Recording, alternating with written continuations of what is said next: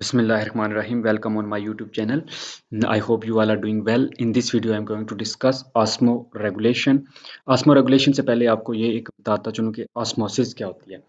Osmosis ये एक term है जिसको डिफाइन किया जाता है कि the movement of water molecule from the area of higher concentration to area of lower concentration. कि इसकी तारीफ ये की जाती है कि जो पानी की मूवमेंट है वो उसकी ज़्यादा मिकदार से कम की तरफ होती है, इसको ऑस्मोसिस कहते हैं। अब ऑस्मो रेगुलेशन में क्या होता है कि ऑस्मो रेगुलेशन में जो एनिमल्स होते हैं वो मेंटेन रखते हैं अपना जो constant osmotic conditions in the body, जिसमें जो वाटर और सॉल्ट है, सोल्यूट कंसंट्रेशन है, उसको मेंटेन रखते हैं। इसको ऑस्मो रेगुलेशन कहते हैं। अब ऑस्मो रेगुलेशन जो होती है वो ऑस्मो रेगुलेटर्स भी हो सकते हैं और ऑस्मो कन्फर्मर्स भी हो सकते हैं। दो तरह के एनिमल्स होते हैं with respect to their environment external environment पे डिपेंड करता है कि वो किस तरह के।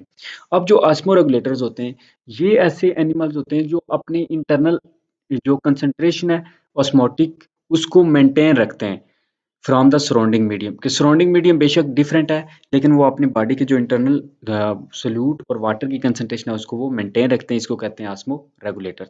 सच एनिमल्स आर हाइपोटोनिक और हाइपरटोनिक। ये हाइपोटोनिक भी हो सकते हैं और हाइपरटोनिक भी हो सकते हैं। हाइपोटोनिक होती है लोअर प्रेशर और टेंशन, और हाइपरटोनिक होती है जो है ना वो high tension to their environment के लिहाज से। ये हाइपरटोनिक भी हो सकते हैं और हाइपोटोनिक भी हो सकते हैं, यानी इनकी बॉडी के अंदर वो इन्वायरमेंट के लिहाज से वाटर और सोल्यूट की कंसंट्रेशन ज़्यादा भी हो सकती है और इन्वायरमेंट के लिहाज से कम भी हो सकती है। अगर कम हो तो हाइपोटोनिक और ज़्यादा हो तो हाइपरटोनिक।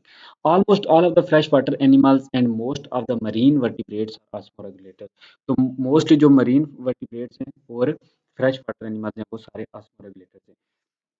दूसरी चीज़ है जी ऑस्मो कन्फर्मर्स।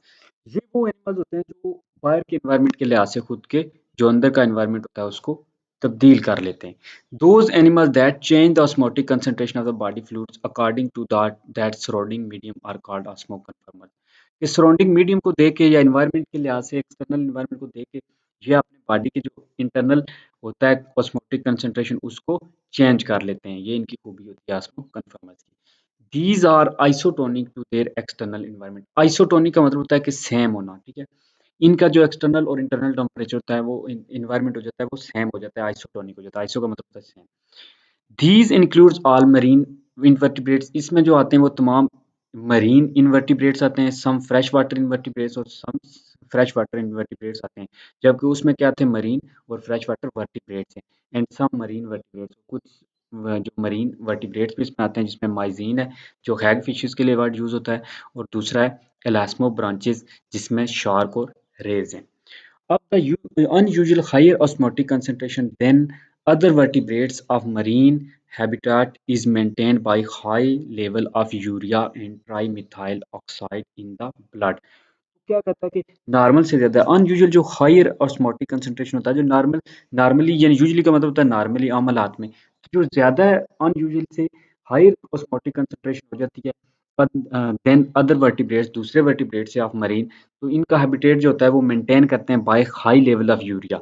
एक तो यूरिया हाई करने से और दूसरा trimethylamine oxide TMAO की मदद से ब्लड में जब वो इंक्रीज होता है तो इनका जो होता है एनवायरनमेंट वो प्रॉपर इसको ये ऑस्मो रेगुलेशन को मेंटेन कर लेते हैं, because they increase the osmotic solute concentration, क्योंकि ये जो ऑस्मोटिक सल्यूट कंसंट्रेशन होती है उसको इंक्रीज कर लेते हैं। अब येलो बॉक्स में ये बात लिखी हुई है कि in most vertebrates the level of urea to this high concentration would damage the protein because it is chaotropic agent that disrupt non-covalent and ionic bond between amino acid residues. कहता है कि जो यूरिया का level high हो जाए जब, तो वो प्रोटीन के जो स्ट्रक्चर है उसको डीनेचर कर देता है और डिसरप्ट कर देता है नॉन कोवलेंट बॉन्डिंग को और आयनिक बॉन्ड को जो अमीनो एसिड्स के रेजिड्यूज के दरमियान में होते हैं। But the presence of TMAO helps to stabilise these protein molecule against the adverse effect of urea.